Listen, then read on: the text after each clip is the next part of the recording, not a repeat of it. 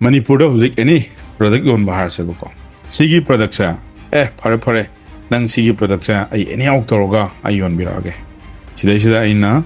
drop servicing to gini sida ai ke chang nei ai raw material askari kara chang gida em changoi transportation ki charge no tension huge investment ai kem changaro employee salary ai ke mo lo de Manipur da lariba any person who's using business to be mam do out of mateng to view this is drop servicing with zero investment sidina ang cham da dum cham tong dong 100% profit businesses so that zero investment ai kaim putoi products have nang kem yoroi transportation yoroi packaging yoroi employee staff char nang ithabuk ti gena my product khayom ni ba lore mayam no zik tong riba e-commerce and hydra deida number 1 GST option apply ga e-commerce to get that so e-commerce to get GST yaw na e-commerce to no automation but without GST sima kitang one the e-commerce to ba pa ma so na hi lai tar ga de no zik Amazon na sales to ni ba Flipkart ta sales to ni ba yani adagi Misho da yoningi ba yani Snapdeal da ko yoningi ba do Snapdeal da yon ge hai tar de Snapdeal gi na packaging do sima mi isalo hengwa no tong na ga de blue tab lai da ro ko moi gi branded ke Misho da yon gara Flipkart yon Amazon yon gara simi am yo la ni ba sidai da munang advertisement amuk to dra ga de nang product to top to mu tholoi tina e-commerce ado yoni dum yoni sida ki khoina kai kawi this is called marketplace kila nang delivery ki karim ta tension low roi moi gi sigi marketplace da nang yoni ngi product to Manipur de am nei dana Amazon ne yon gara Flipkart yon Misho de yon gara Snapdeal yon gara ado sida yon ge hai tar ga di an bada GST register to GST number yaudana sigi marketplace da yon me ara chamna Manipur gi market ta e-commerce to ge ha ga di toro ado fail oi be chances sida yam wang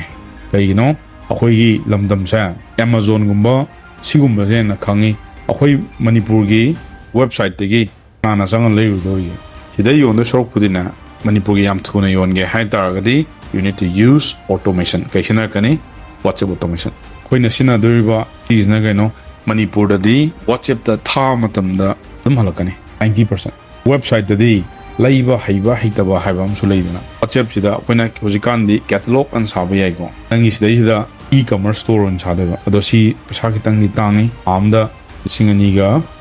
soin le ko ado plus meta gi charges am thi gani around 4000 mukti thiani pa ino jiksina ba wati go omle demana watch to level I see any joji sinai Manipur gi market che hana educate to da ka tai ba halamana de gi leidana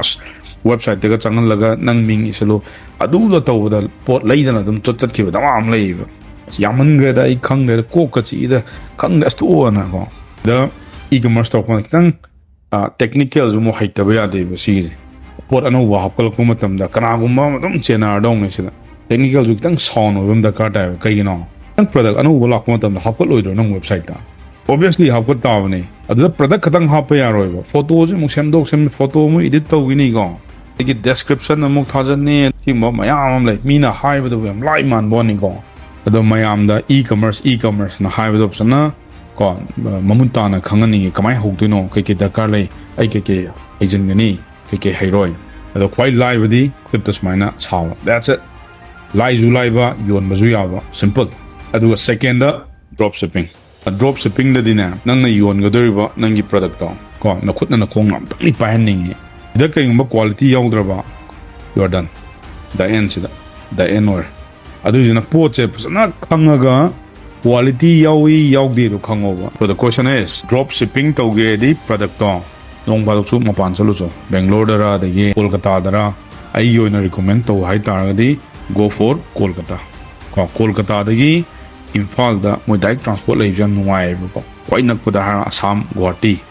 tar ga di sum ana na puje to yam thap karga dina transportation na char sam lakani tigum ma ju tang khangani adagi amunang na Manipur le drop shipping to ba hai ju India gi companies nang khangna da ba yaro Manipur gi company kamai nang drop shipping to le no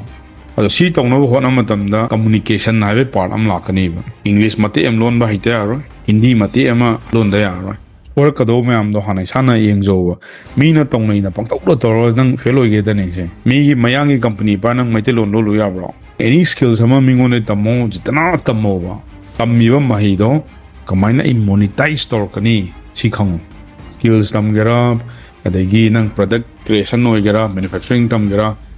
any jitna hairaba matungda market ay kamai yoloktoino adi lambi do piram targadi